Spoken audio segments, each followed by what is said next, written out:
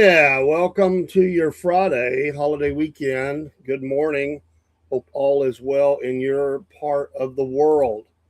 Still very hot, slightly cooling today, maybe in our area.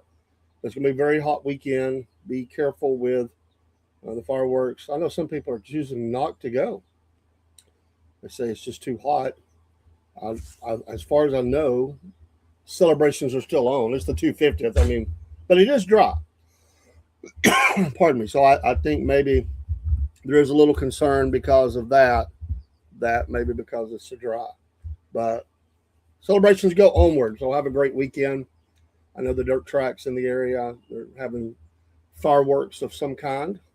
I hope you can make it out to the track or wherever you go. Some people are choosing to do vacations this time of year, get that vacation in before school returns, things like that. So celebration of 250 is awesome. Continue to celebrate that. For those who've been following, and we did have our training session last night. We feel pretty good about it. We'll start that process tomorrow of loading up and getting ready for the new Roku. And there's a couple of things we still maybe need to figure out. I think we're good for the go. We don't know when the official launch day will be. That's up to Roku and their team of experts building the app, the Wolf Nation Network app. That's so cool to say. Pray for us as we move forward. We'll still always be on all the channels we're on. We'll still be on the Substack. We'll still be doing subscriptions there for some things that are not seen later on. Possibility Roku could probably be a subscription based as well. We're going to play that by ear, and we're going to just start growing it right now. So we had a good training session. They messed up on the time. I thought they were saying 5 our time. They meant 6 our time. So we took care of some stuff while we were waiting on them to get in touch with us. So clarified it to them, but I guess the next person didn't get the memo. That tisky tasky Eastern time zone. We just have to clarify that with them.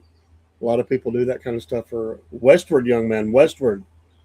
Pray for the chaser. His family's going through a tough time right now. They have someone in their family that's having a tough medical situation. That's all I'm going to say on that. It's not my business to share, but I know he would want us to pray for him. We've been putting that out, and he's been encouraging us to pray, and I know he would be comfortable with us saying to that point. Any more than that, I will wait for his leading, or he will say it himself, or no. But I just know that we're in the middle of something, and he's fine, but he's heartbroken. So it's just a tough time. As someone is battling various medical issues, and just pray for him. God wants that. We had another request come in for prayer last night. Total different reason. So we'll just not leave a name. We'll not put a name on that one. God knows who they are. Pray for them, and pray for us as a whole, as a crew. Midnight Rider out there, Daryl, Dusty, Desi, Marine, Jer Wolf. He's been working a lot. He'll be off this weekend. We're going to do a little running around this today, I reckon, and kind of go do a little filming. We're going to do some visits to place, and we're going to do a little filming of hopefully some things that we hadn't had time to do for a bit, and get out and do a little bit of recording. I'll get him on the camera. He's the operations assistant. He doesn't always get on the camera, but he does love to go and do and help, and that's why he's a part of the crew and always will be. And remember Biscuit Boy, he'll be back with me tomorrow morning. We are still doing that, even though it is a holiday. He is going. We do that early, so 7 a.m. We do the 1 hour first slot. And I've got to work today. I've got one. I've got to prepare and put up. We are going on radio stations one time slot a week, 4 stations in the Southeast with First Light for 15 minutes. They gave us a great deal. We were there many years ago on 2 stations. We're now moving to 4 and impact people with the gospel of Jesus. So a lot going on here, and new equipment coming in the studio. everything but cameras so far. There may be one camera. We may upgrade one camera, but everything else is going to be upgraded. Everything, well, except monitors. Monitors are all good and new, but board, mics, all that stuff is all going to be new, and headphones, all new headphones. So big upgrade for us. Quite a bit of an expenditure for us, but you have to invest in your product, and we felt it was time. So we've been talking about it for a long time. We piecemealed stuff together, and we're pretty pleased with it. It's always been except for Wi-Fi issues we battle sometimes. It's always, and that's out of our control. Although we are talking with a company who hopefully will be able to help us in that endeavor here soon. So we're looking forward to that. But it's good to be here, and we're excited to be here, and we're planning on being here for a long time. So pray for us, and we will always. We have two mottos here. Well, really three. I guess you could say three, but one of them is we always want to honor Jesus and share His message of eternal life and hope and the blessed hope that He is, and all that comes with that. That's number one. Number two, we want you to tell your story. If you're a guest on our show in any form or fashion, we want you to tell your story. It's not our story. So we only ask questions to help your story. We want to stay out of the way and let you tell your story. I think that's important for people to be able to do, is to tell their story. And we learn from that. We're all blessed by that. I was talking to a young lady at the bank, and she was saying that her and a friend used to have a podcast, and they got married, kids, how they got busy, but they really enjoyed it. And I said, hey, I said, tell you what, if you ever just want to do a one-off, a show or something like that, we're here for you. You don't have to buy nothing. You just come to the studio. We'll set you up. You do a show. We'll talk with you. You can do it by yourself. She couldn't believe it. I said, well, that's what we're here for. And number three is have fun. If you do something in life and you're not having fun, you're not going to do it long. Even with tough days, hard days, whatever, if you're having some fun, if you got joy, that's what we have as Christians. We have joy. We don't always, some people mistake that Christians are always going to have smiles on their faces. We have tough days too, but we do have joy. I try to be upbeat as often as I can. I think it helps the world go around. People, you smile, usually most people, they'll smile. I try to be that, but Lord knows we've had our own difficulties in our circle of the world, and it's been difficult to have some days those smiles. But we always have joy because we know in whom we have believed, and we know who's in control. But have fun, have laughter, have those things. And I think that's really what we're at rest. We're always here for the small business owners. If somebody has a small business and we can help them in any way to get their message out, then we'll do that. So onward and upward, and just pray that this will be that. It's not about, and that's why we used to say the crew. It's not about any one person, and we just share in all that. We share in the work, we share in the successes, and we share in the difficult days. And that's what we're doing right now with our crew member, part of the pack, Chaser. We're lifting him up in prayer. And Daryl's had some battles of his own. He'll be back one day. And so that's always a blessing, to be there for each other. Help, and you can do one by yourself, but it's much better to have a team. And we have a great team. Some are here more, some are here a little less. Some are here a little more sporadic, but we're a team. And Cowboy Cook, we still got to get our show kicked off. I'm hoping, hopefully tonight we're going to be able to do that. But let's just give you a little bit about what's been going on, and we're trying to be more stick to our schedule, and things are getting back to normal. And we got new shows like the Wolf Report that's at noon 5 days a week. First Light is still really new. We're about 31 episodes in, and it is a blessing. Now, I do them, me and Paul do them. Paul does them. Paul and his lovely wife, Miss Jody, does them. They did them together, and we'll have others that will be coming in. It was always intended to be that way, sharing a message from the Word of hope, and that will always kick off our day. That will be the first thing that happens in just really every day of the week. We are breaking forth in the Word first here, if that's first line or it's the Sunday morning program. The first thing we do with the network is to get in the Word, and I know I need it, and everybody needs it. I mean, we all have course correction, we'll call it. We need maybe, and if it's not that, we just need to get closer and be a more effective witness for the Lord. And saying that, let's do our verse of the day. Wonderful. I say that every day because it is. Every verse is wonderful. Even those things that sometimes they step on our toes, we need it. I love the images. I love the family. I love this look. But as many as received him, to them gave he power to become the sons of God, even to them that believe on his name. John 1:12.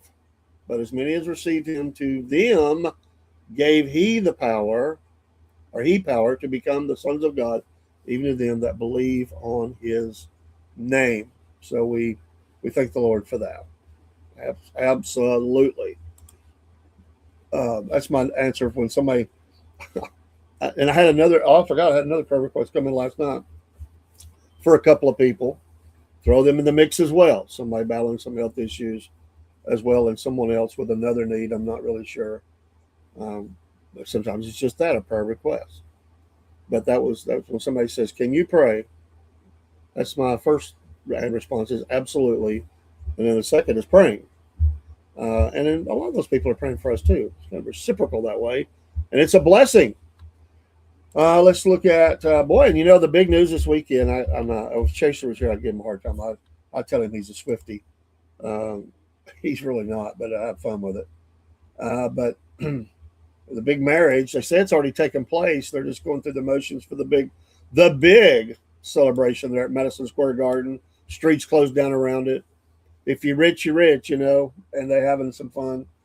Today in birthdays, Tom Cruise, 64 years old. Great movies. I don't like his personal thing that he does, that he's involved with.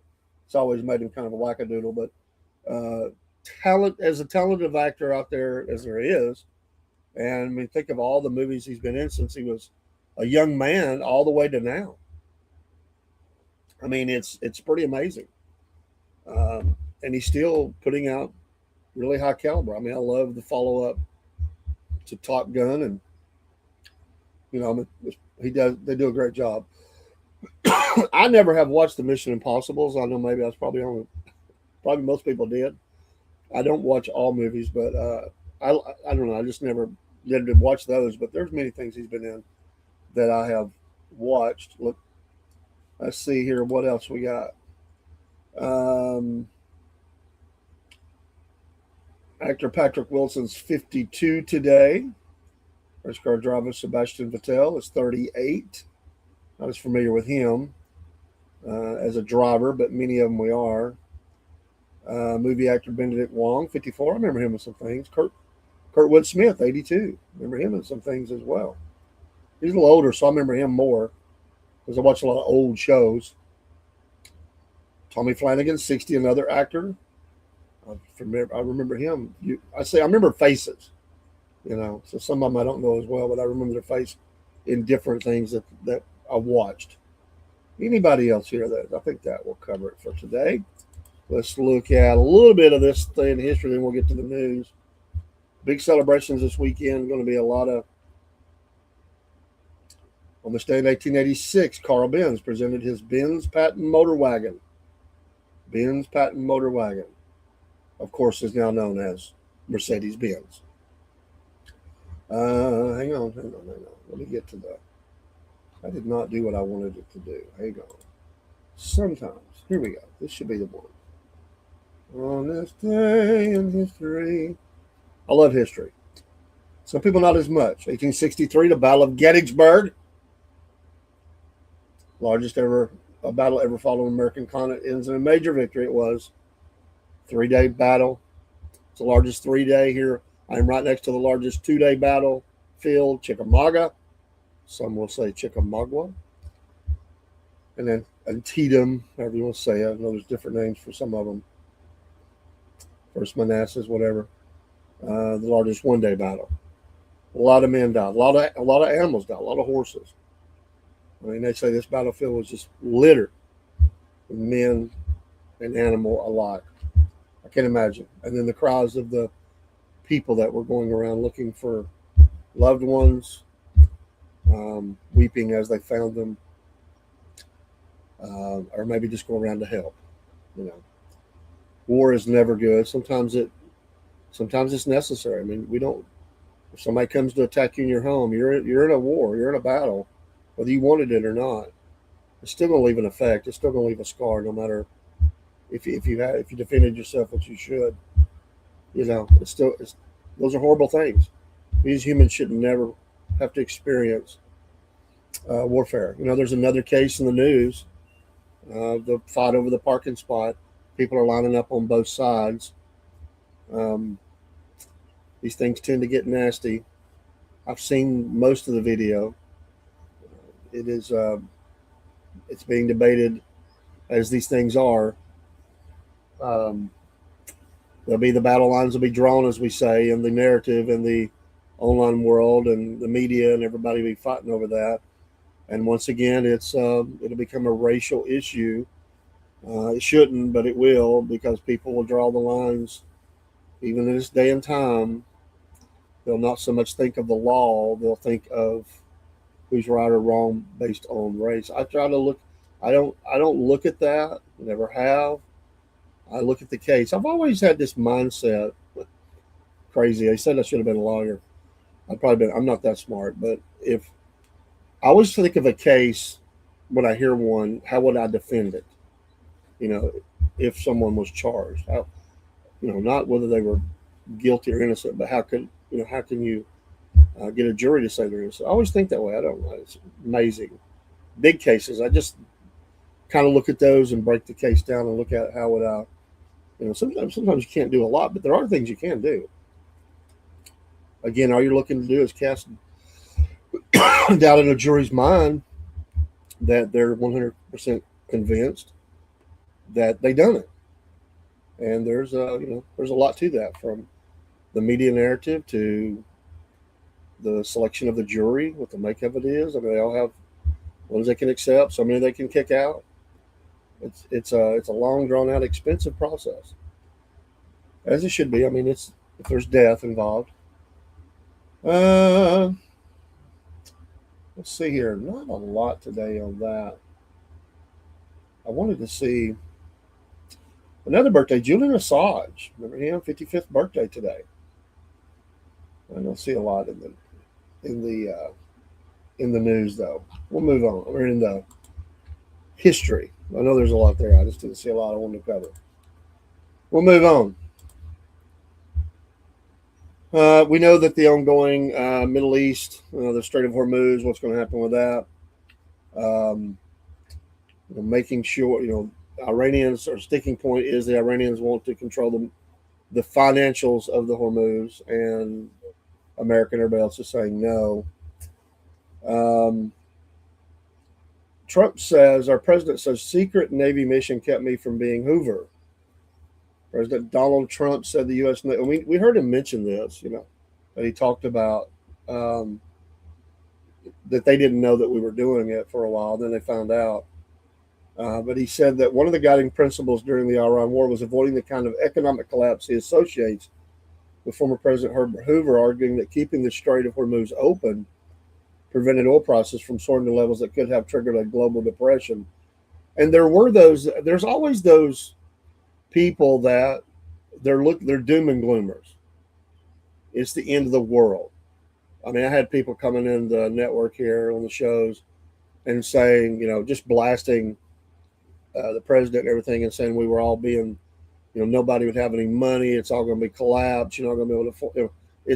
And certainly we knew there were going to be anything over there is going to affect the economy, especially energy. But it's just amazing how fast they jump to, it's all over. He's done it now. We're doomed. It's over.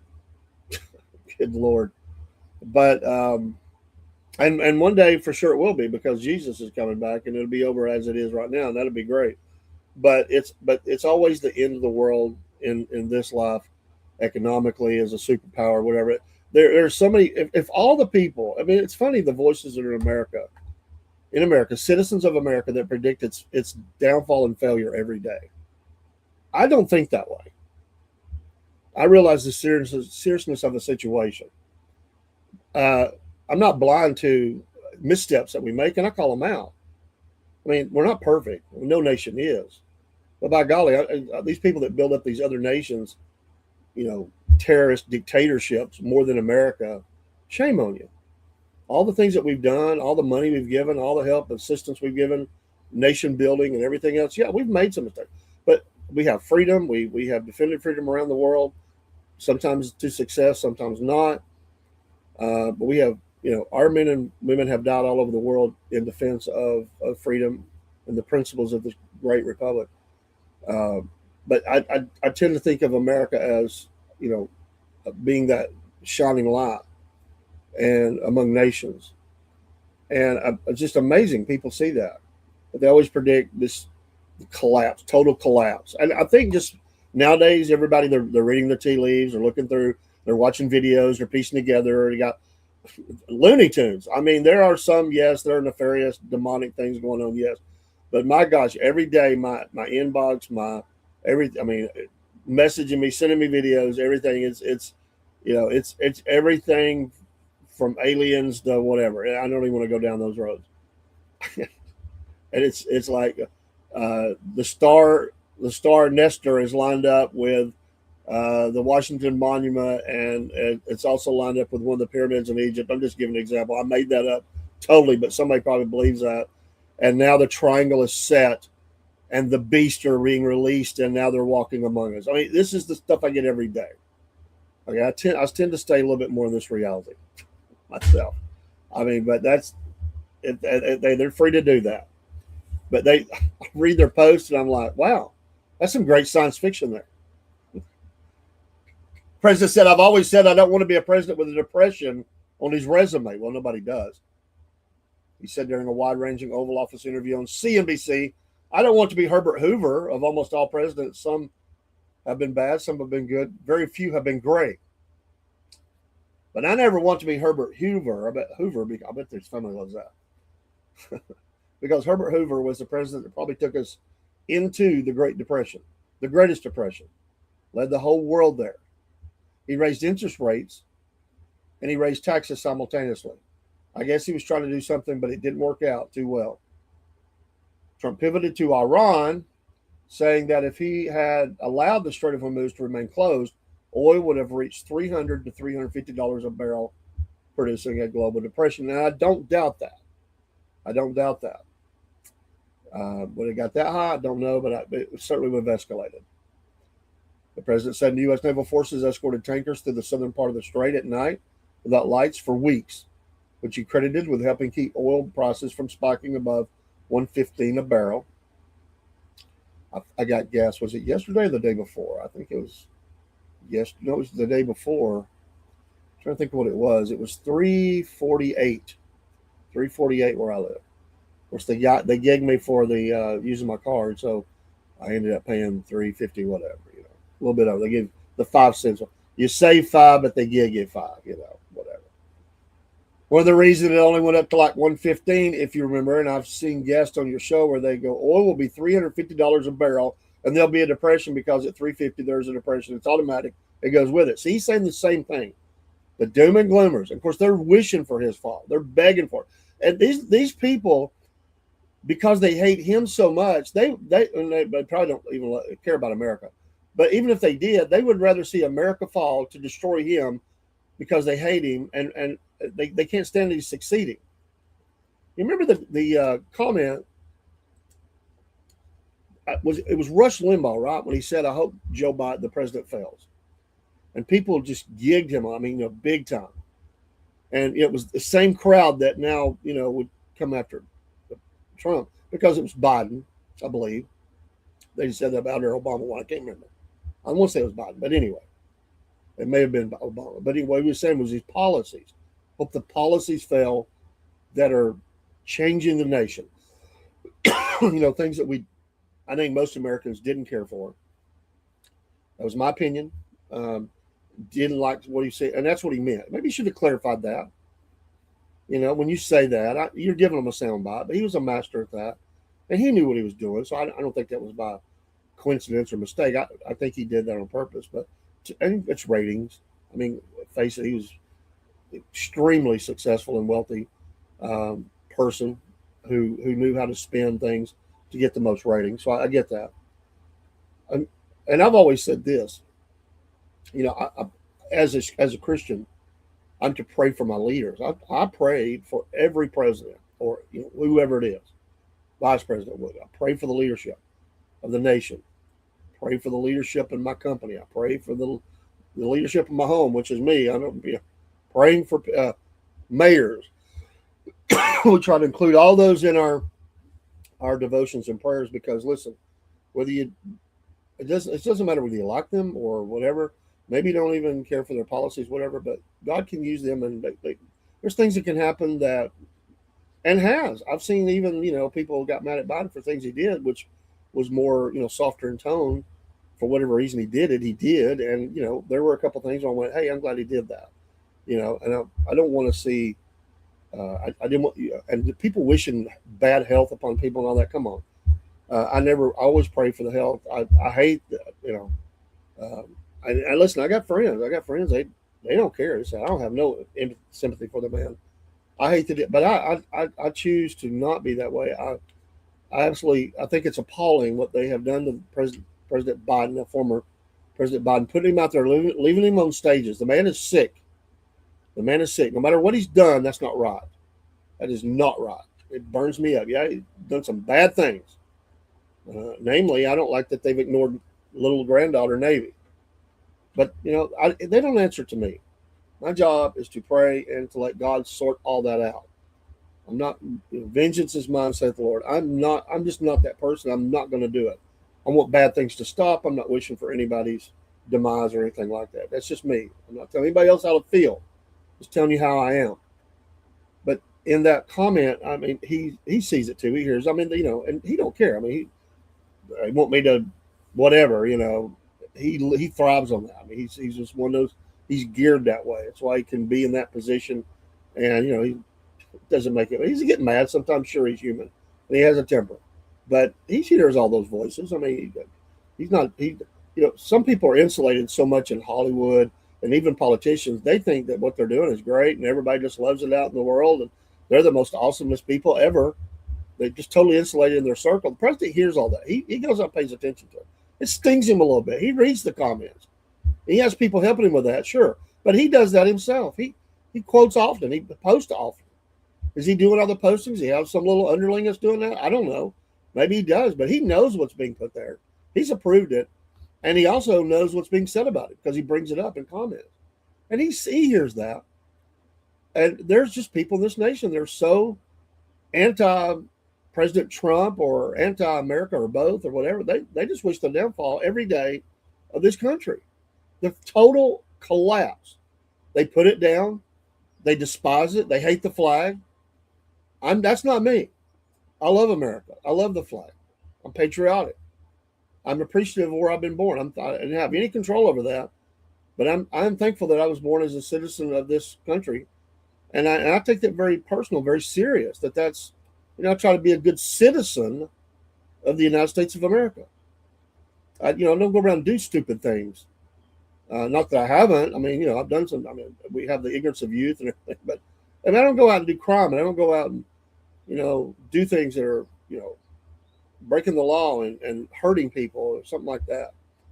But there are people that they wanted the gas prices to go up. They wanted the collapse. We got the environmentalists. They would love for the oil to just shut and nobody ever driving a gas powered car ever again. So you got all these voices. But he does take a long view. He knows history. He looks back through history. He is concerned with his legacy. And listen, hey Evan, thank you for the lot. I don't know that anybody wouldn't be in that case. People gigging for that. Do you not think about? I mean, I think about what is my lasting legacy for my family, for Jesus here on this earth. My wife has passed on now. What is it? What are people going to say? What did I make a difference in this life? Was I the dad, husband, brother, friend, grandfather, whatever, employee? Was I that person that people will look back and go, yeah, he was a good guy. He's a friend. He encouraged me, tried to help me, prayed with me. I enjoyed being around him. I think about some people, I don't know what their legacy is. They don't take care of their family. It's horrible. Some people, nobody shows up at their funeral kind of people. It's sad to say, but it's true. And some people, a whole town will turn out. I think you think about it. As you get older too, you're running out of time. And he realizes he's on limited time here. He's not going to be running again. They accuse him of being a king. They have the No King's Day. How stupid. But anyway, they're gathering power and money and a movement and all that. But anyway, he thinks about that. So I took a little time with that comment. But he realizes, he hears those same things. Oh, Mr. President, they give him the flavor of, what's going on the ground. But I think he sees it himself. They'll say, well, the prevailing opinion is that, the gas prices are going to soar to this amount. And, of course, they got financial people that are going over this all the time. He goes on to say, I said, well, we've got to do something. We did something nobody knew. Every night we were taking ships out through the south, which is the furthest point from where they have their little weapons. I love the gigs that he throws in there. They're little weapons. And they were going along the coast with no lights for a month and a half. A lot of ships came out. We had one night where we took 22 ships out. That's a lot of oil. Those are big ships. Some of them are really big ships. Yeah. I love these escalators. And in a way, they had courage going out. Well, sure they did. Those crews on those ships, they're just people. They're not military. They're people. They're hired. You had ship captains. You had the crew. Some have been stuck out there for a while. Conditions were not getting good. They run out of food and water. You're just sitting there. It's not good for the ships. Bad things start happening. Some were ordered to stand down, not even try it. They didn't want to risk being sunk to the bottom of the strait, the ocean, losing all the cargo, the death that could have come from that. You got people, drones are bad business. Missiles are bad business. People die. Things get damaged. They were courageous. Can you imagine being on one of those? They're going to have stories to tell. That any moment there's going to be a flash in the sky and there's going to be a missile coming straight at your ship that's full of oil. Yeah, I think there's some courage there. It's like, I'd be praying.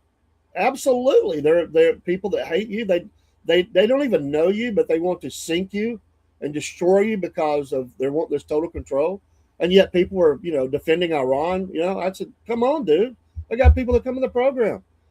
I said, they're sinking, they're attacking nations. They're attacking ships at will, at random, at whatever. They don't care. So I said, I see us as being that, and I said we should be escorting them out. I just didn't know they were doing it. He said, in a way, they had courage going out, but our Navy took them out. We escorted them out. Nobody knew. The lights were off. Everything was off. Everything was silent. The president said, if oil reached $300 a barrel, then I'd become Herbert Hoover. I don't want to be Herbert Hoover. FDR didn't get us out of it. There's a picture right there. FDR, Trump said, pointing to a portrait of Franklin Delano Roosevelt. Nice picture. It took us years to get out of it. I don't ever want to be in a depression. I don't want to be a president that oversees the great worldwide depression. Who would? Who would? That was Herbert Hoover, and it was a terrible thing. So it's an interesting soundbite from the president. I was remembering, and some of the greatest in history had massive failures before they came successes. One that I love to bring up, and there's plenty of, you think of any major business, usually the person who started that, whether whoever it was Colonel Sanders to whoever, the massive failure before they came a success. Chick-fil-A, I think, even, their leaders, I think it was bad at first. But it's Winston Churchill. For all that he was known for, the courage he showed during World War II, holding a nation together that was under a full battle assault from the Nazis. He was a massive failure militarily. In fact, his career was thought to be over. Whether it was military, politician, whatever, it was a disaster if you go back and read that. But he came back. And as an older man, he became what he's known for. He's not remembered for the former; he's remembered for the latter. And I think that we all think that. You know, and listen, nobody's going to love. I mean, everybody has enemies or haters or people that don't care for you or whatever. Know how what you try to do. I'm not saying play to the people, but I think we do try to leave a legacy.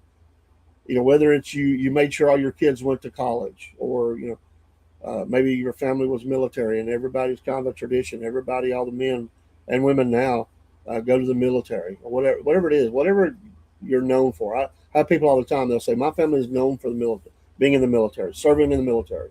I always tell them that's amazing. Thank you. Somebody's got to do it.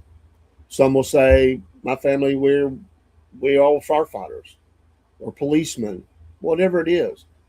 Serving the nation. Yeah, you're making a living, but you are serving the nation and community in which you live.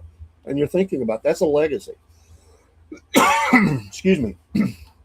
So I think that, what is his lasting legacy as a president? That's still being written.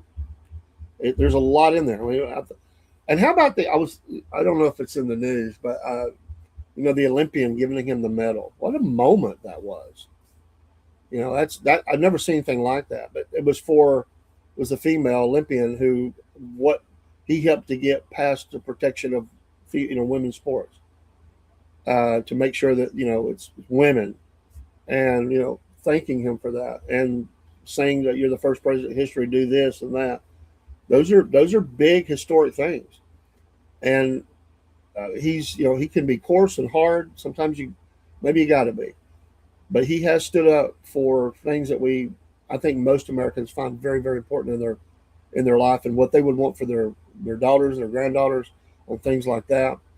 I don't know anybody. If you do want, who would want their daughter to face that? It's amazing. People that even have kids that are for that, they wouldn't want their kids going through it at the same time. They would shield them from it. They want you to go through it and me to go through it. But, we all over the country, if you just get on there and look all over the country, I mean, in small towns, big towns, all across this nation, there are people addressing school boards, county and city commissions and everything, and they're telling them to act on behalf of the kids and to stand up for the kids in the local schools. And they're not listening. They're saying, well, we got to watch, we'll get sued and all that. They're telling them to stand up and be a patriot and stop and not let our kids be harmed. I watch these every night. They're all across the nation. I don't have time to watch them all. I wish I did. These passionate people coming before, people challenging their leaders and saying, listen, we elected you, do your job, protect our kids. And there's a guy I listened to, it's been about 3 years ago now. I remember him saying in a show out there, and he said, when are the men of America going to stand up and say, not on my watch, we're not going to let the kids be hurt anymore? Because, that's where we're at. I just think that more and more people are standing up. I think more and more people are being challenged to stand up and saying, it's not just me. You got to stand with me. We got to stand up as a people and say, you're not going to do this. You're not going to hurt us like this. We elect you as a leader to protect us, to do things that will make our community safer. A crime is always one of the top things that politicians run on. They're always trying to get the math right, to say crime is down, this is down. This president has brought crime down. We still have crime, sure. He's made cities safer. He's trying to make other cities safer. That's a big, tall task. These cities have gotten out of control. Some would say many of them are gone. I read a lady's post, I think I mentioned it last week, that said, and listen, the city fathers may not like this, but she said, don't come to Nashville. If you lived in town, you're not going to like what you find. That's a town that's on the move. It's being, they're considered progressive and moving and growing a lot of business. I mean, it's just exploding. New football stadium being built. There's all these things that are happening. They're very proud of. But on the ground level, she's saying, giving another picture, you can't afford to live here. Crime is rampant. There's not enough police. I mean, these are things you don't want to hear. You don't want to move. I mean, when you move into the area, if you're moving and you're considering, okay, what's the crime situation? What's the school situation? What's communities? Where's the hospital? That's a big deal in the community. Where's the hospital? If how far do I have to drive? Rural areas have a hard time with that. Is there a hospital within just a few minutes of my home? Is there good schools in there? What's the crime level at? What's the pay scale for various jobs? They're looking at all that stuff, as they should. And some places, people are fleeing, they're getting out of whole cities, even states, and leaving them because they're not protecting them. You know, I remember I was at it was a barbecue down. It was beautiful, the Lanier Islands down off on Lake Lanier. A big political powwow. I got to go down there a couple of times. Um, when who was governor? It was Nathan Deal. Nathan Deal was governor of Georgia then, and there was other political candidates there. It's a stump thing, you know. It's kind of a meet and greet, eat some barbecue, and it's outdoors. They got music playing, and you got people that are running for office. You got people well, they're all running again, uh, but I sit down and I sat down with a lady. Her and her husband work for they build basically military aircraft. Her job was the windshields in the C-130s. That was her job, and her husband had some other job. They were moving because they had shut down some operations, I think, up in Indiana or something like that. They were coming to Georgia, so she was just really starting to get settled in. I mean, they relocated to Lockheed, and so they have a lot of military contracts, and she was asking us questions, although we didn't live right in that area where she was at. I was very familiar, and but anyway, you know, she was a patriotic American. I think she had her child there, but I think that he couldn't come, but her and the child were there, and that's what she was doing. She was talking about the place she had found to live and the research she did, wanting to have the best area that she could get and be close to her job, and that's what you look at. And then also she was coming to an event like that because she said, listen, she lived in one state, now she's in another state.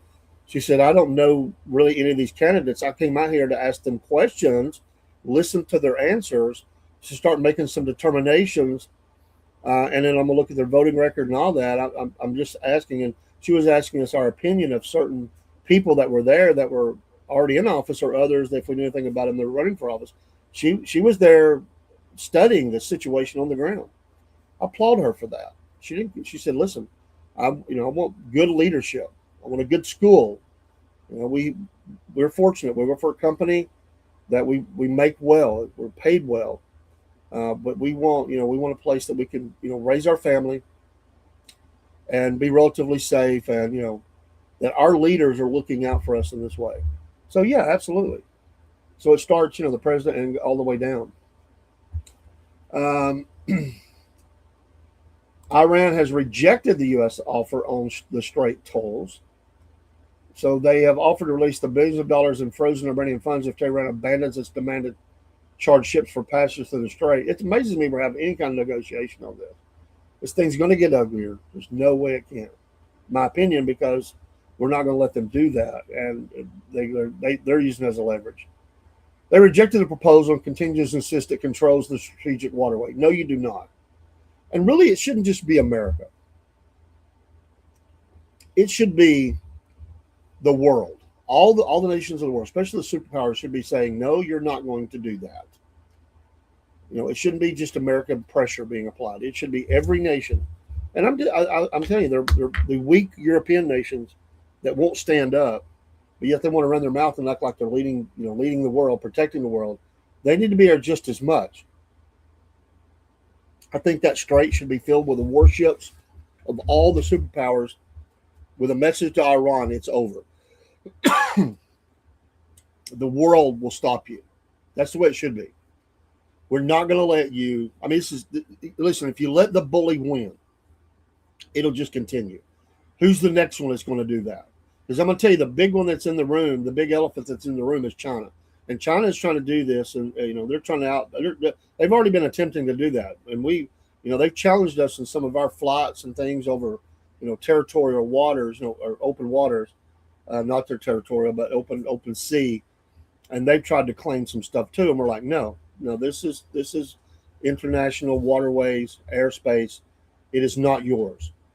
And every little country that will start doing something like that, they wouldn't be the only one. They'll be lining up.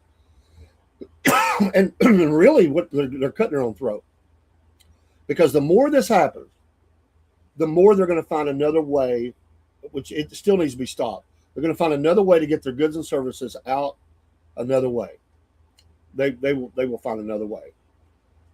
They'll shift. In the short term, it'll cost them a lot of money, but in the long run, they will just totally that business will go down, and then everybody suffers. That's why I say you have to tell them no.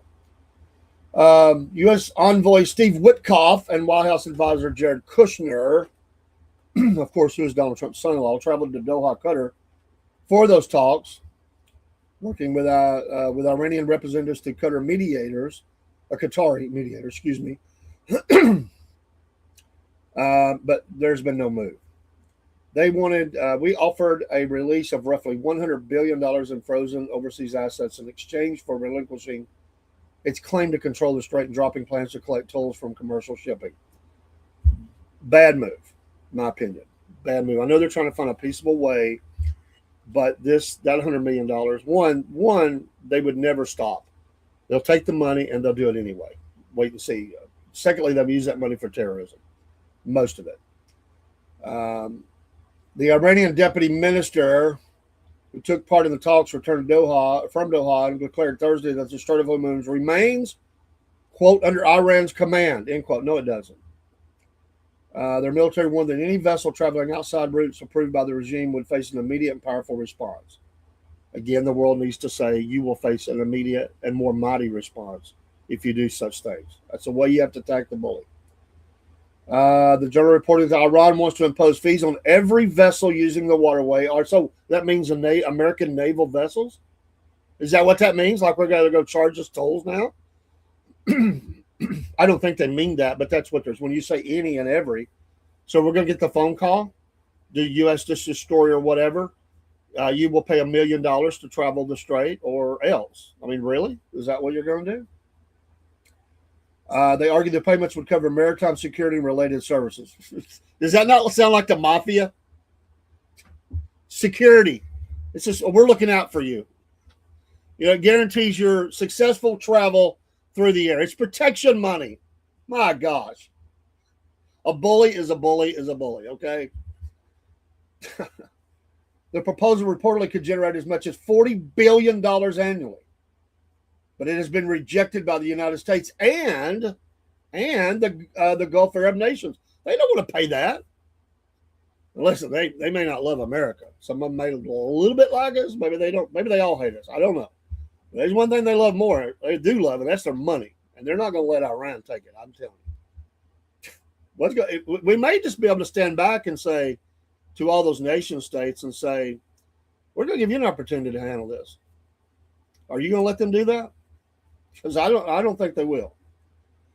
The negotiators are also evaluating an alternative proposal from Oman, who we've been working with. They went to their side of the strait, and we're working through them, who shares jurisdiction over part of the strait. That jurisdiction, that's your territorial waters. The way they write this, they just say part. Okay, your part is everybody has it. Every nation has territorial waters. So. And that planned shipping services would be financed through a voluntary fund supported by oil producers and shipping companies rather than mandatory transit fees. Is that not the same thing? Shipping services would be financed through a voluntary fund supported by oil producers and shipping companies rather than mandatory transit fees. Am I wrong here? Is that not the exact same things, just worded different? Oman says, well, we will work with us. We've got what is this, the old Kmart Blue Light Special? We got a better deal over here on this side of the strait. The world has to say, no, none of this is going to work. There's no financing. There's no fees. It's open water. Done. Forget it. You're not getting it. Iran has objected, of course, because there wouldn't be the control of it. Because the arrangement will not require vessels to pay tolls directly. U.S. officials have also expressed concerns that the proposal could be viewed as indirectly benefiting Tehran. Well, of course. My God. Iran is trying to open the strait on its own terms and does not want to relinquish what leverage it has gained. Sanam Vakil, the director of the Middle East and North Africa program at Chatham House, a London think tank.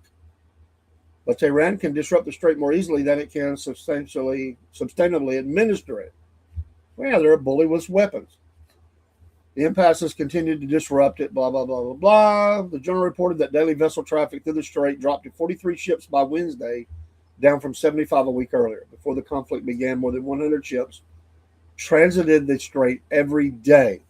So a little more than half is not traveling through. Or you can say a little less than half of what they were. Daily travel is now traveling through the strait. I tend to look at these things. I was listening to a guy on sound clip earlier this morning. I woke up in the middle of the night and I listened to stuff. He was saying, we live in a world where they think there's right, wrong, and this gray area. He said, I came from a world where there was right and there was wrong, and there is no gray area. This is what this feels like. There's a right here and there's a wrong, and then there's people trying to pump this gray area. Now, you got to stand up to that. The analogy I used the other day was Opie paying the $5 extra, or 5 cents, excuse me, for milk to the bully, so he had to get extra nickels. He had to pay the crossing fee. If you don't pay me the nickel, you're gonna get a punch in the nose at that corner of the street. That's exactly what this is. It's just on a bigger scale. They were talking as much as $1 to $2 million per ship. Are you kidding me? I won't pay it. And you say, well, it's built in. I'll just stop buying any goods and services that comes from that area. I will. If you come through the strait and you're paying that, I will self-boycott. I just will. Not that my money means that much, but I will. I won't be privy to that. Because this is wrong. There's a right, there's a wrong. And the wrong here is you just don't do that. Listen, I get it. If you're in territorial waters, like they're all paying fees to we have fees. We have tariffs. I get that. You're bringing goods and services in. There's going to be docking fees. That's just the way they tax everything. But the open sea is the open sea. No one nation has control of that, nor should they. I remember when, World War II, Germany dropping ships left and right in the open sea, depending on what flag was flying over it, not militarily always, civilian as well, and lots of people died. We have to stand against that. And that means sending men and women into danger. And that's where we're at right now. And we're going to have to find a solution to this that, I think they've tried every peaceful accord they could. I don't know what the end result is. I'm not saying ground troops. I think there's a lot of ways you can force this. But we're not. No, that should just not happen. Should not happen. Anyway, I spent more time than I wanted, but it just burns me up. Let's see here. A couple other things.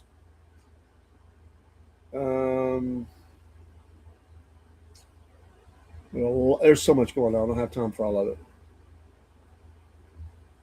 It's a little bit about. I was interested in. Iran has been hitting certain places too, and they know where to hit. They're hitting energy. They've lined all that up. They've dialed all that in. But Emirates Global Aluminum said on Thursday it was restoring production sooner than expected at its Al Tawila complex, which was damaged by Iranian missile strikes in March. Although hot metal output may take up to a year to return to previous levels, one of the world's largest aluminum production sites. The complex suffered extensive damage when strikes hit the Khalifa Economic Zone Abu Dhabi on March 28th, forcing an emergency shutdown. 2 employees injured in the attack have left the hospital. The company said EGA must progressively restart each of the smelter's 1,262 reduction cells to resume hot metal production. A node removal is completely across all cells. Both cleaning has been finished at around 90% of cells. Frozen metal has been cleared for more than 20%. Since the first cell was restarted on May 26th, 89 have now been brought back online. The plant's cast house produced its first cast metal on May 4th and is resmelting frozen metal recovered during the restoration alongside hot metal from restored cells. Think of the expense of that stuff. And these people, they don't care. That's what they do. So it's not just the waterway. We don't get our way. We're gonna hit your industry. We're gonna hit hotels with people in it. I mean, this needs to be talked about more. It doesn't. You don't have a right to do that. You don't have a right to continue to just blast, uh, buildings and things, and just because you're mad at America or whatever. And they're supposed to be their neighboring friends. It's just not, we're not doing that. They're doing it. I mean, so they've always been the bully. But anyway, that's a business, and I just think about that from the manufacturing standpoint. I work in manufacturing, and we always have disaster, um, plans, emergency plans. Ours are more. I mean, thank God it's not drones. Ours would be fire or tornado or something, some major event, earthquake even. How would we get where's our emergency plan? Every company has to have that to protect, the company. It would be a massive hit, but how quickly could we get back machinery running? You know, how we machinery stored in certain places separate from that place to be able to bring them in and start getting jobs going in product. It will take a little while, just like it is them to get back to a year to get back to previous levels. But we're putting people back to work. They're getting it back going, and you have to have that. And that's horrible. Can you imagine your job today, whatever you do for a living today, was attacked by a drone in such a way that you don't have a job?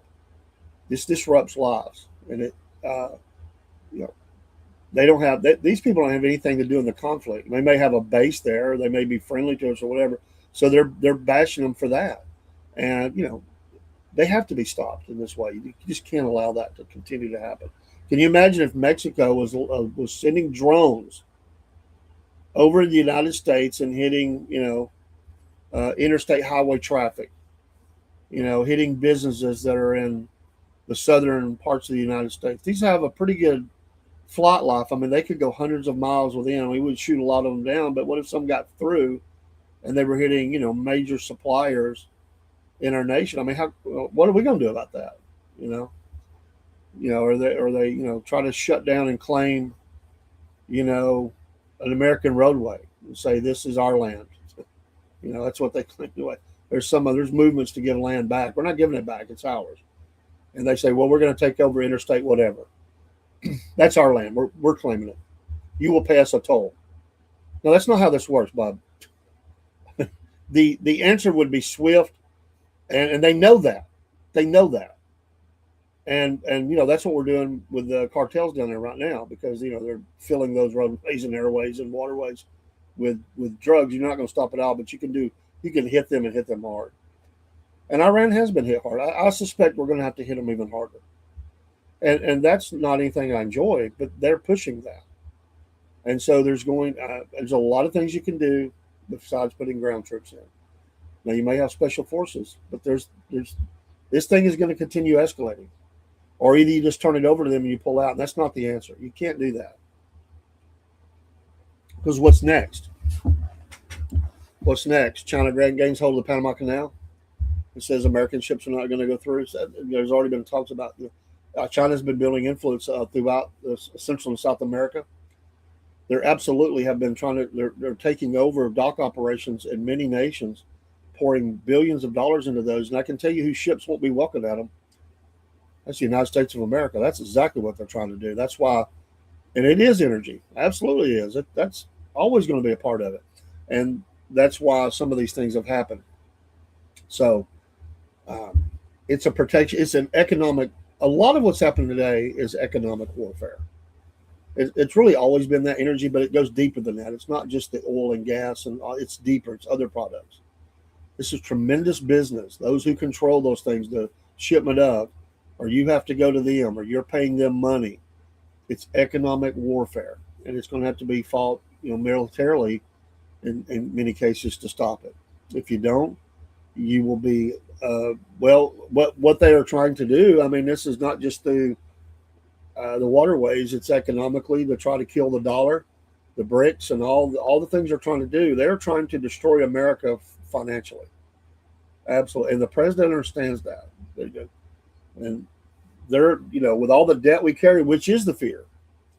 That's not doom and gloom. That's a reality. With all the debt that we carry, way too much debt, we are in danger, great danger. They know that, and they being the enemies of America, they can benefit financially, they can hurt us economically, and in that way, and if they could get the nuclear bomb, then that levels the playing field. Because if you have a nuclear bomb, then that's a game changer, and they know it, and they're going to build it. But the clerics are saying we must build it. They were going to do that anyway. All those people that said they'd made agreements that they weren't going to do it. Does anybody believe anything that they put scratch their name to?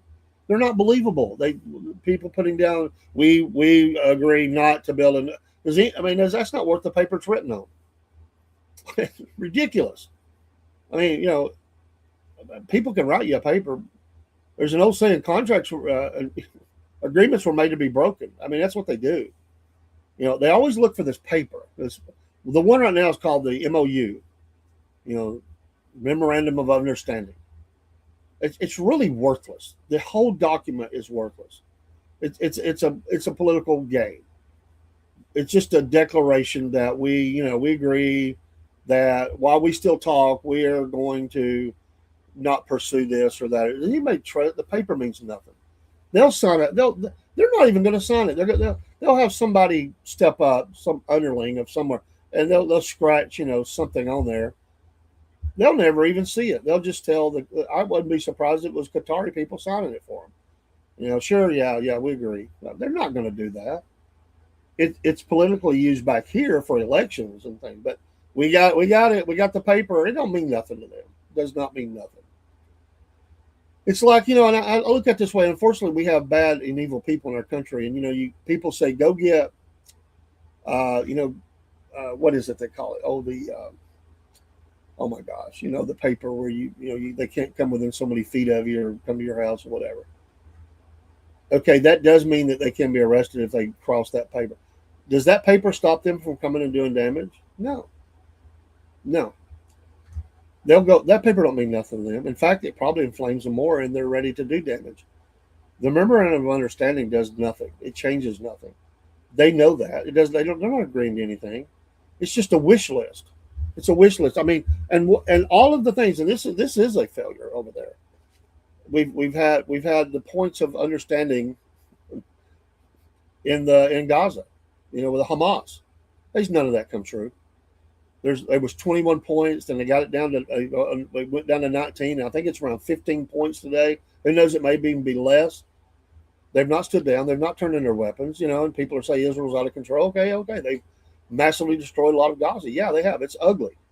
But the understanding is there's nothing happening. There's nothing. It's not moved forward one bit.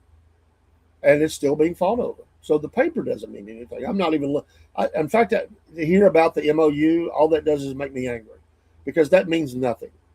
They don't respect that. They respect power. If you don't show strength and power, they don't respect it. That's just the way they're geared. They'll tell you that. They'll give you that paper all day long. They don't care. They're using that as they're just throwing it back in our face right now. So I don't even like that. But that is. Hopefully these businesses can get back.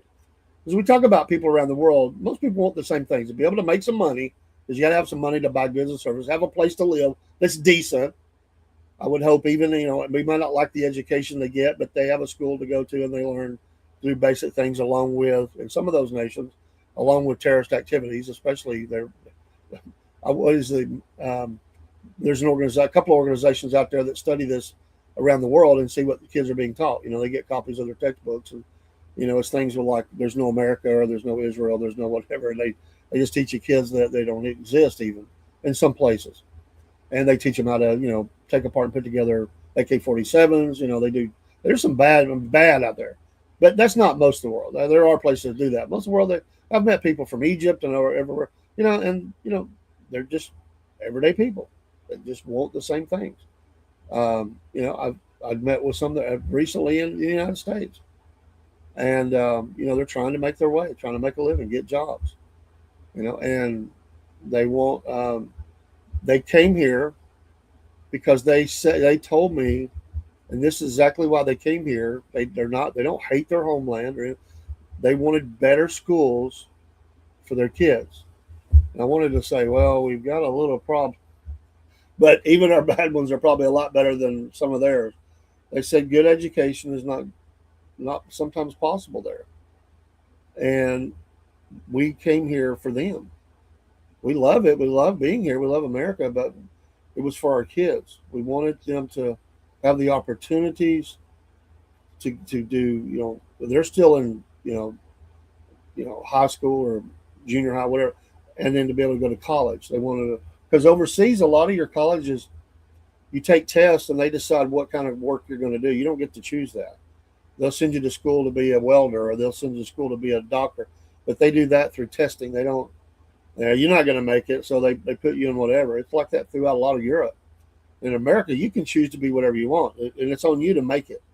You can choose to be whatever you want. What is your degree going to be? What is your major? What's your minor? Are you going to do 4 years of college, 8 years of college, 12 years maybe? Some things that takes a long time. You want to be a doctor. You want to be a lawyer. You want to be this or that. You can do it here. You can do it. It takes a lot of investment, a lot of hard work. And usually people that make it the most are the people that are told they can't. Because they say, you watch me, I'll do it. It's something I've wanted to do my whole life. We are overcomers. We in America, that's what we're known for. We overcome. We're told you can't. We say we will. There's a commercial in town, and they'll talk about other lawyers who say we can't. That's their slogan. We will. We tell you we will. And that's the beauty of America is you have the freedom, even with all the problems we have. You roll up your sleeves, you go to work, you don't let anybody tell you that you can't do it, that you tell them you're going to do it. I will do it. Absolutely. In fact, I think we like it when we're told we can. I think it makes us fight harder and work harder. Absolutely. We like that challenge. Like, okay, yeah, you say I'm not, well, I'm going to. And I always tell people, you get one shot through this life. You've got a dream, do it. And don't listen to anybody, no naysayers. Listen to people who have good advice, absolutely. People give you pointers, allow you to not trip over your own feet as many times as they did because they say, listen, I've been down that same path. I just want to help you out. Absolutely listen to people, but get the naysayers out of your life. Get the people that say you can't do it out of your life and look for people that will encourage you and support you, pray for you, and lift you up in a positive way every day of your journey. And even if they're not there, you just encourage yourself. I'm going to do it. I will do it. Dedicate yourself to it. The mission statement of your life. I will. This network here, it is a mission statement of we will. We've got the naysayers out there. We've had it. We've got people but we don't listen to that. We got people that question do you know what you're doing? How's this going to work out? We will do it. That's our motto. The Roku, all that. That is us growing and moving forward and saying, we will do it. We may stub our toes a few times. We may hit our knee and skin it. What we will not do is we will not be outworked, and we will not let anybody steal our dream. Don't listen to that. We're moving forward. Somebody said, well, it'd be great if you'd started years ago. Well, that's just life. For such a time as this, as the scripture said. I love it when I see people graduate college at 90 years old. They decided, I'm not listening to people anymore. I'm not too old. You're never too old. You can always learn. You can always do. You can always be a success. Some of the most successful people in the world started very late in life and just killed it. And left a legacy of success and business for their kids, grandkids, or others, and made the world a better place because they said, you know what? I got things to offer. I still sharpen mine. I'm a hard worker. I'm going to be a success. That's the American dream, to be able to be what you want to be. What bothers me is when people just don't even try. What is that great line that Jimmy Stewart said in one of the movies? If we don't try, we don't do. And if we don't do, why are we here? I love that line. Why? What is your life? What is your existence for?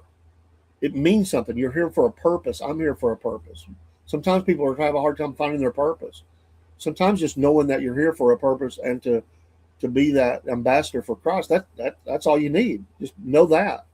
And everybody you encounter is an appointment to succeed in that, to help push that mission down the road. Other people are going to, some people are going to be missionaries. Some people are going to be preachers, or some people are going to be business owners. Some people are going to be politicians or diplomats or cut grass or whatever it is. I talked to a guy one time. He started his own. He one day, and I've known several people like self-made men.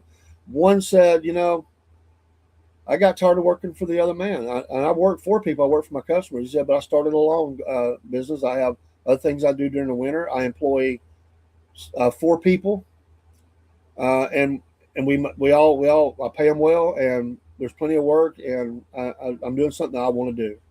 I knew a guy that came. I don't know him personally, but he was on 1819 News out of Alabama. Great news source, by the way, conservative Christian. Anyway, they interviewed a guy that came to the country, and he didn't do it right the first time. He didn't do it right, but he went back and fixed it all. He's a citizen now. But anyway, he's a great success story. He employs about 40 people. He got all kinds of contracts to do that same thing.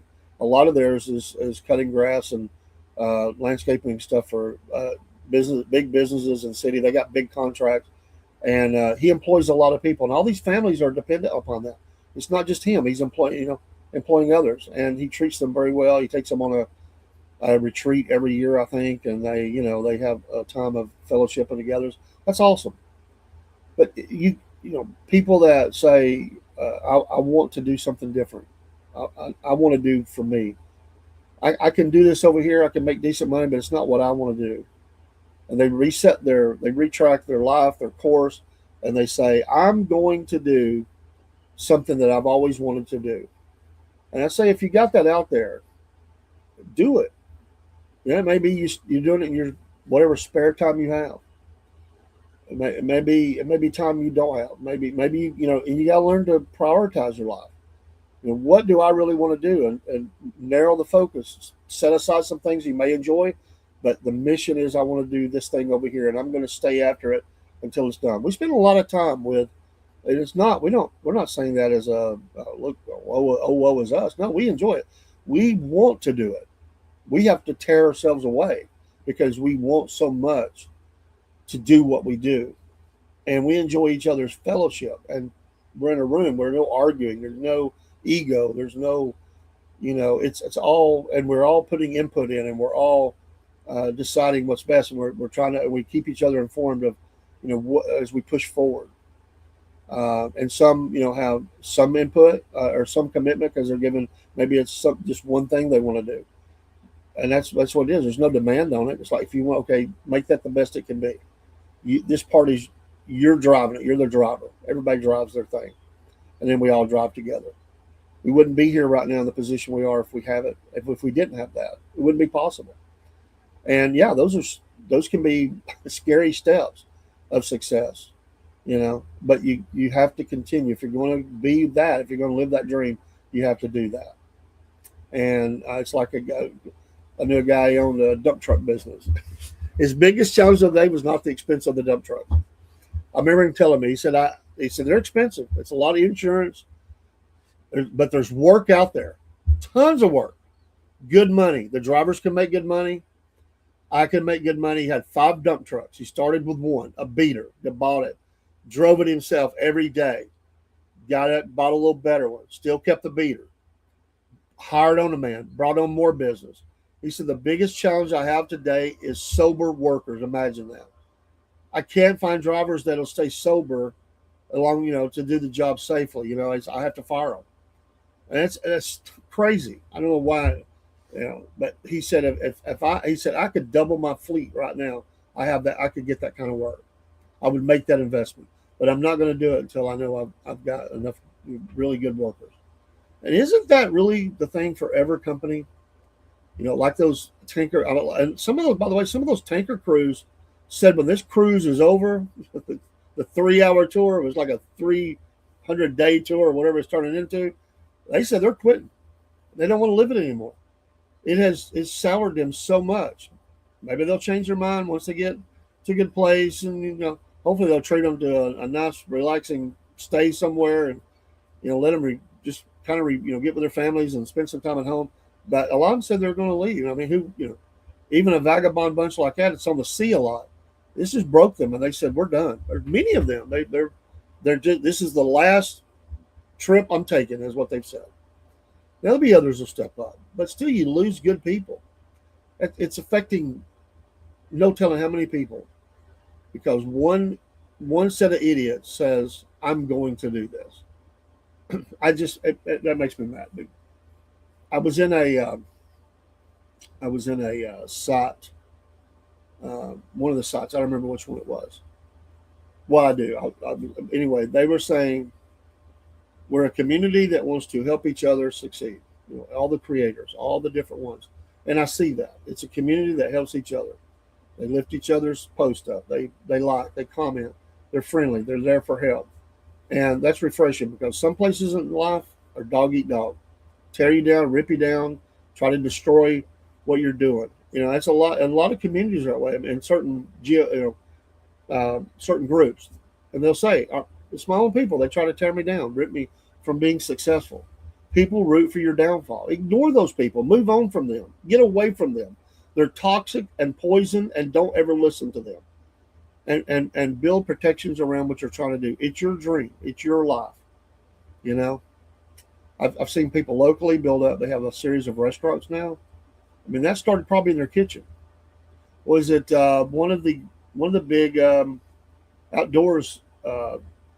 Which one is it? I'm trying to think. It's on the tip of my tongue. They started in a kitchen table, making fishing flies and stuff, and selling them in fishing magazines. That's how it started. Now that's building a dream right there, and now it's a massive success all across the country. Why? A couple of people sit down at a kitchen table and said, I got a dream. I can make these. We could sell them, and they just kept building their business. And I just think that's awesome. It's amazing. But if you let the bullies, and every time, by the way, when you start being a success, there'll always be the bullies come along and try to take from your thing. They're lazy. They're no good. They're thieves, and they're not there for your benefit. Get those people out of your life. They want to tear you down. They may come at you as a friend. Hey, I got a deal for you. Let's do business together. You got to be real discerning in this thing, in anything you're doing. Because there'll be people there. All they're trying to do is learn your thing and take it from you. I do a little security on the side. I've said this a lot. But sometimes security companies can be that way. And it's business. I get it's capitalism. They'll come in, they'll undercut you on your price just to take the business. And then they'll end up going up themselves. But they will do it to get the business. You have to guard yourself. You got to be always reinventing yourself as a business. You can't have tunnel vision. You have to look and not just be one thing. I've known people in this business that have lost it all and rebuilt themselves as many as 3 or 4 times because they got locked into one thing and that one thing canceled them. I said, I'll never be like that. I will be diverse. You take this away, I still got this over here. I will always be looking at that because that's what happens. And people have lost, I know people that's lost thousands of dollars, thousands, just ripped from them. It was wrong. That's what they did. So you have to really guard your flame and build up as much and have much control over your thing as out there. Sometimes we're at the mercy. There are some, and listen, it's a world there now that's trying to clamp down on the conservative voice. It's trying to clamp down on freedom of speech, even their own nation, and they're doing it through all kinds of means. They try to cancel you out on your voice. They'll cancel your screen, your name on the screen. They won't even let you be a part. They will, insurance companies will work against you. They will not insure you or something if you say you can't. We won't back anybody that has these opinions or whatever. They're trying to control the speech of people. They're trying to control the thoughts of people. They're trying to control the money flow of people. It's all about control. You got to break free from that. And I know a guy. I'm not going to say where he has a very successful business, and his business is 100% cash on the barrelhead. He said, "I won't work with any of the thieves out there." He has a ATM in his business, so you can get cash and he takes everything in cash. That's unusual anymore. Most people, we're hearing about places that won't take cash. He says, "I only take cash because I am sick and tired of dealing with the thieves and the people trying to control me." I applaud him. I will support business like that. It makes me feel good to go in and put cash on the barrelhead, as they say, and I support him. He's found a way, and he said they tried to cancel him during the time of COVID, and he did everything they asked him to do, and they still tried to shut him down. And he challenged it. He stood against it. He defended himself. He put cameras everywhere. They lied on him. These are authorities. They lied on him. He took it to judges. He proved his case. They absolutely. It's the most ridiculous thing I've ever heard. Try to kill business in your own city who is paying taxes, employing people, and you're trying to kill that business. This is what happened in our country. We've never seen a nation come after business, churches. They try to shut down major ministries. One of them in California, they came out and were telling them they couldn't meet. They padlocked the doors. Are you kidding me? They padlocked the doors. They took them to court. They won those court cases, by the way, big time. But they were meeting in the parking lot, separated with loudspeakers. They still tried to shut them down. The authorities came in. This is out in California. They came in. It's a major ministry, thousands and thousands of people showing up, and all the precautions. It was never enough. It was never enough. They wanted to destroy them, and they won those cases. And there's a couple of them out there that happened to. It was that way all across the country in many places. Businesses being forced out, and while political leaders were breaking the rules. It's ridiculous. And if anything, the help to small business, the help to business in general, by this president, I think is it perfect? No, I think he's making a lot of moves to help in that way, deregulating, helping get business licensed sooner, get projects. Remember Obama's shovel-ready products? Those were not shovel-ready. Most of those took at least months, if not years, to ever get the money to do them. You had to put a lot of money in place first. You were deep in debt in the box trying to make that project work. How do I know that? Because I was talking to people that I knew and that were over that, city managers in a small town, that told me it's not shovel ready. They've put us through the ringer. They have made us do all these different studies, and it's never enough. We do one, they want another one. We do this, they want another one. And he said, I think we're finally closing that. This was just do sidewalks in the city, sidewalks, and it took a long time. I think they finally got it. I think, but that's what they do. They get their clutches into you, they hold on to you, and then they put you deep in debt, and then you hope that money comes. But yeah, it's not what it was. Anyway, I need to get off here. I'm going to run around with my family some today. We're going to honor my wife and me and my granddaughter, at least one of them. We're going to go do some things in honor of my wife who passed a few weeks ago. We're going to make some memories together and enjoy the day. I'm going to do a lot of filming, hopefully, along the way, and have some things I can pull up and we'll share. I don't know if I'll go live, but I'll record some things and we'll be in different locations. We'll see how that goes.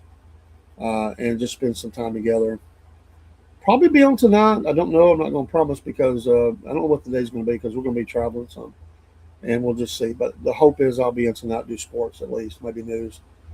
PNN News and Wolf Nation Sports. So hopefully that. And in the morning, though, for sure, 7 a.m., we'll start that 3 hours plus of lives with First Light, then the Cornbread Man and Biscuit Boy Morning Show. And yes, you won't see it. It is actually taped. How Big a Boy Are You, which goes to our Substack, which is on screen. Become a free subscriber there. We'll do our drawing tomorrow for all those that were a free subscriber in the month of June. We'll announce something next week for July. It'll be similar. We're going to add a couple things to it. And just becoming a free subscriber, not just a follower, but a free subscriber. And listen, if you want to become a subscriber, it's only $5 a month. You can pay by the year, bring that down to $4.17. There'll be programming there that you won't see anywhere. And yes, within a week or two, I think it'll probably be close to 2 weeks because we don't have control of that. We will have our own Roku channel, our own app. You'll be able to download if you're Roku, the Wolf Nation Network. I've got to send some things up this weekend. Logos, banners, there's a lot of requirements. I've got to start loading. I've got to send some videos up, get all these things ready. Hopefully, I'll probably do some of that today. That's why I don't know if I'll be on much tonight because I'm going to be doing that. We're going to reboot our radio station is still out there along the way, and we'll start going to live to the Roku and the radio station as well. All those will be simulcast as we do, and all all the stations. Actually, it's going to allow us, the Roku is going to allow us, I think, to pick up one, maybe two spots of where we go, because they offer some restream as well. So we can not take up spaces we have on StreamYard or others that we use. And I think we might even be able to add a couple more that we don't have space for always. I think we can do that. So we're talking about it right now, but it may give us even a little bit more presence out there. We typically do 13 anyway, I think, and sometimes 15. We're going to be 15 at least, I think, maybe a slightly more, depending. It just gives us more variety of where we go. And some of them we're still working to get the right to be on live. We don't always, you got to, certain conditions you got to meet, and we're trying to get there on those. But we're on most major, and we post the show on all the others that we can. So you put them all together, count the MP3s up, it's probably like 30 plus sites. I've never really counted. There's a lot of MP3 sites that we push to. So it could even be approaching 40, honestly, with all the MP3s and all the things wrong. But I think it's a good 30 at least, and we'll be a little bit more. But we push all those out there. Some would just do short videos on because they don't allow the big, but whatever that network is. And we have a lot of followers out there. We appreciate that. It has grown. It has been growing. We appreciate the growth we've seen on YouTube and Instagram, Facebook, which continues to grow, and TikTok, and you name it. We don't always like the politics of what some of those and how they do, but we work within it. I mean, we are never really that controversial here. Sometimes we did get a warning last night, TikTok Live, so we ran in a little bit. But it's all good. I'm the Cornbread Man. Again, pray for the Potts family. They need your prayers right now, and we're going to put our arms around them. And if you'd like to send us a prayer request, we'd love to pray for you. If you'd like to be a part of First Light, let us know. If you want to record a devotional, that we'll preview it. But as long as it's within the Word, it's not taking artistic liberties that twist the Word out to not even recognizable. Send it to us. We'll air it. We'll let you be a part of First Light. If you'd like more about that, just contact me. See the email above. Contact me. We'll let you know. It's real easy. We got people starting to do that. So anyway, have a great day. We'll go out with the music, and blessings to you. God bless America. God bless you, and God bless Wolf Nation Network. Take care.